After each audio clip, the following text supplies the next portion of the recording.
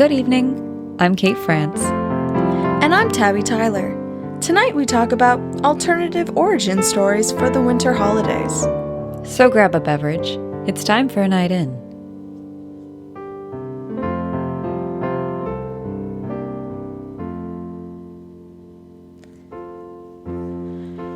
So, I need a holiday from my holidays.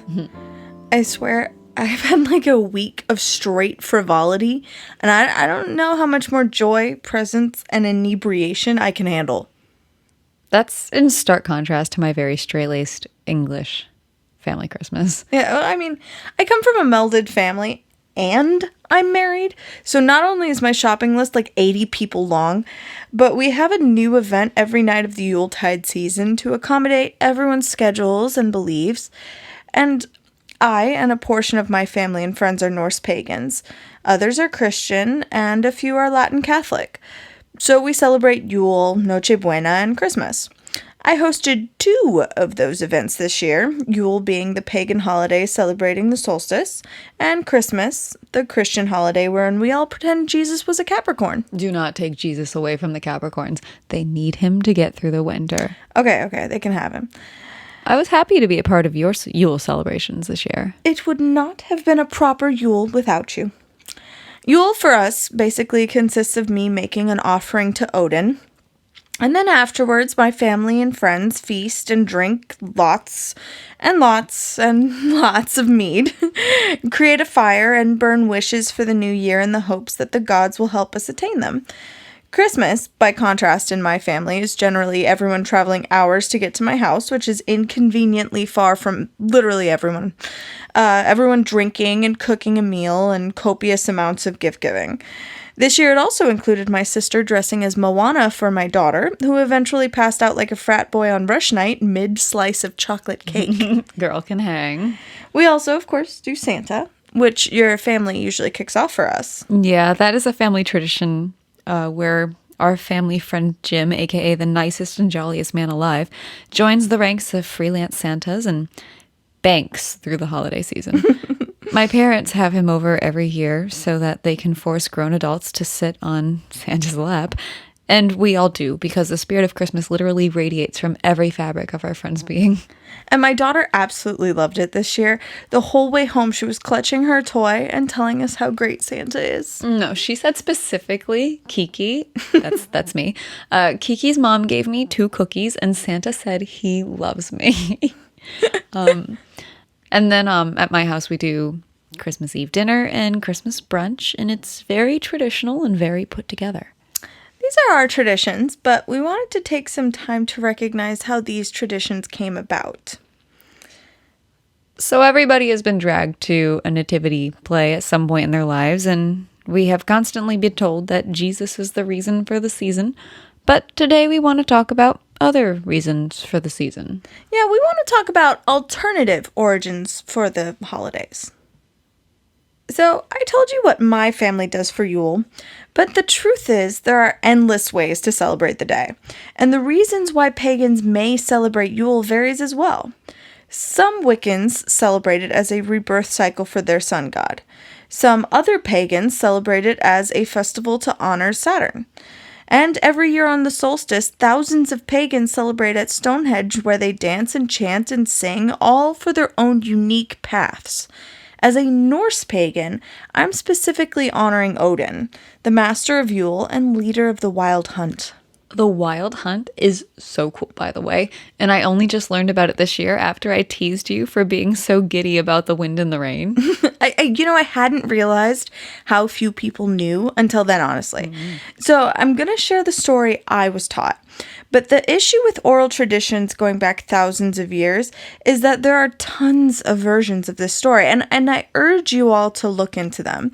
If nothing else, they make for some very spooky stories. I will give Christianity this. They've got this over us. Their winter story is constant and concise. We don't have that going for us. I'm inclined to disagree, but I'll get into that when you're done with your story.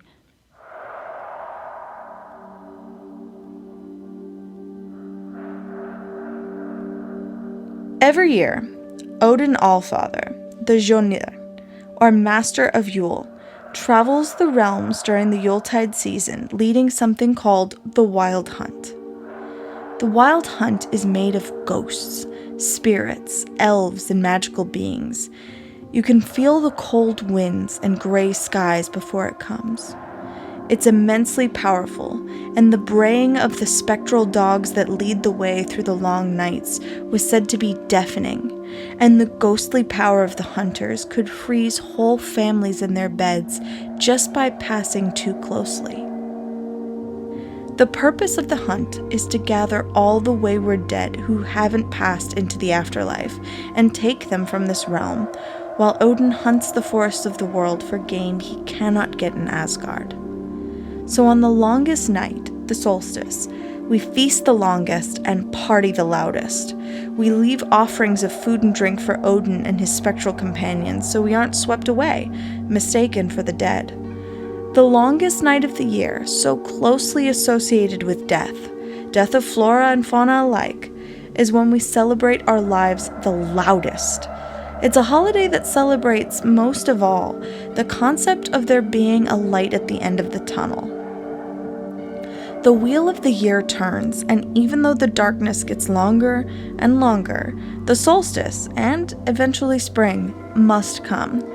It's the last night of the hunt, when the spirits will retire from the land, and life can begin to grow afresh as the days get longer. It's so fun, honestly, because even though I do not practice paganism, the chill of the air, the feeling of mutual camaraderie, the mead, the food, the celebration of being alive, it's just so exciting. That's why it's my favorite of our holidays. Now, spotting or hearing the hunt was considered to be an ill omen, or a precursor to war or famine, but this only happened after the rise of Christianity. And the stories of the Wild Hunt became even more morose over time.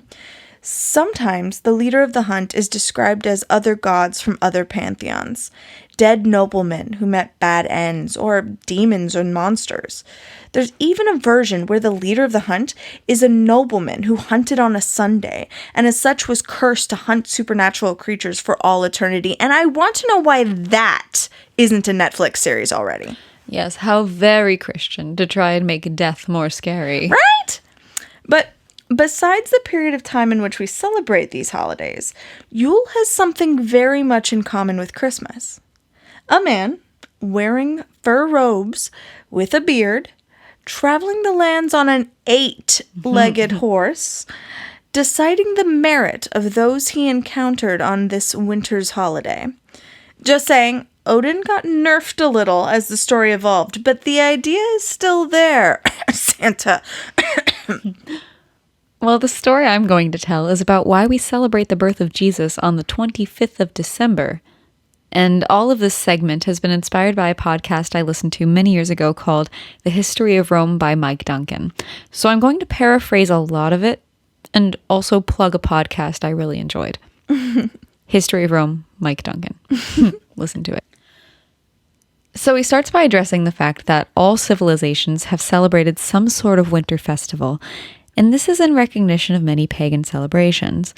A lot of these celebrations were influenced by the stars. A fascination with the sky is a staple of all recorded and pre-recorded civilizations. Astronomers recognized that the days were getting shorter and shorter until after the winter solstice, at which point the days began getting longer and longer again. Astronomy and belief were strongly tied, and celebrations were born to honor the gods who overcame the darkness and brought light back to the land. The Romans practiced pagan religions that they usually appropriated from the cultures they conquered. The Roman calendar, which transitioned through time into the Gregorian calendar we use today, carried the dates of the celebrations of pagan holidays into the modern era. A beloved pagan holiday practiced by the Romans of the Republic was Saturnalia. This was celebrated well into the empire and was a feast to honor the founding of the Temple of Saturn. The feast was celebrated for days and included gift-giving, decorating, and caroling. That sounds familiar. Mind you, the caroling, they were naked and drunk. Oh? This holiday was literally proto-Christmas, though. So where does Christ come in? Well, you have to start with another Roman tradition. The pagan celebration of Sol Invictus. The celebration of the sun god. The unconquered sun. In the mid-late Imperium, it was very trendy to practice the religions of Eastern sun cults, and in 220 CE, the Romans picked up Sol Invictus from the Syrians. Now, something key to know here is that on the Roman calendar, the winter solstice fell on the 25th of December. Sol Invictus was on this day, and it celebrated the victory of the sun god Sol over his forever enemy night, thus marking the day that light would continually conquer the darkness. For every day after the solstice, the days grew longer. The Romans loved this holiday, and the Roman Emperor Aurelian made it an official cult in 274 CE. This was all fun and dandy until the Roman Emperor Constantine came along and changed everything. My vote for Time Magazine's most influential person of the ancient world. Honestly, he changed the course of history by making one extremely significant decision for the empire. He converted the Romans to Christianity. The weight of that decision is just unfathomable. One man's decision has influenced almost 2,000 years of history. You know the saying, history is written by the victorious? The victory of a social idea is not excluded from this concept, and Christian historians wrote favorably of Constantine. They also wrote really nice propaganda, too. Have you heard how Constantine came to accept Christ into his life? How? Well, according to BBC History, quote, the moment of Constantine's conversion was tied by two Christian narrators to a military campaign against a political rival, Maxentius. The conversion was the result of either a vision or a dream in which Christ directed him to fight under Christian standards, and his victory, apparently, assured Constantine in his faith of a new god. End quote. In truth, Constantine most likely understood that Christian bureaucrats could be trusted with the imperial treasury. And so, with the slow conversion of religion came the slow transformation of the previous pagan rituals to symbols of Christian faith, and Sol, the sun god with his halo of light, became Jesus Christ with his crown of thorns. Thus, with the combination of Saturnalia and Sol Invictus, we have the Christmas traditions of caroling, gifting, and baby Jesusing we all know and love. The reason for the season. So, when does Baby Yoda become our new Messiah? As soon as Disney buys the Vatican. Happy holidays, Tabby. Happy holidays, Kate. We know this was a short episode, but nothing matters anyway between December 25th and January 1st, so you won't even notice that we won't be here next week. Yep, Kate's going on vacation. So don't overdo it with your resolutions, and don't worry, no one actually knows the words to Auld Lang Syne. I do. I know every word. Of course you do. Good night. See you in the new year. Night. Good evening. I'm Kate France. And I'm Tabby Tyler. It took me like 3 seconds to remember my name. Hang on. So don't overdo it with your resolutions, and don't worry, no one actually knows the words to... Auld Lang Syne. One more time? Auld Lang Syne. Auld Lang Syne. Mm-hmm. Okay. See you in the new year.